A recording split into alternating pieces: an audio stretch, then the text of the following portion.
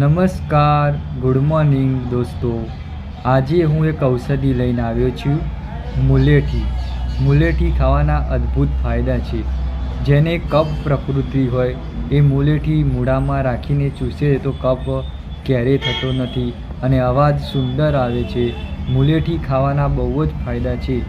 મુલેઠી જેને વારંવાર છીંકો આવતી હોય એ મુલેઠીનો રસ પીવાથી બહુ જ સારું છે. એની મૂઢામાં રાખવાથી મુલેઠીનો બહુ જ ફાયદો થાય છે.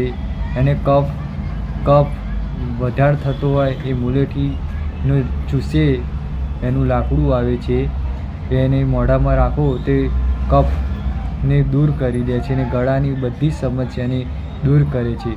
મુલેઠીના અનેક ફાયદા છે. મુલેઠીની ચા પણ એને ઉકાળો પણ બનાવીને પીવાય છે. છીંકો જેને વધારે આવતી હોય એ મુલેઠી એનો ચૂસે તો એને બહુ ફાયદો થાય છે. નમસ્કાર. આ માહિતી તમને સારી લાગે તો વિડીયોને લાઈક કરજો.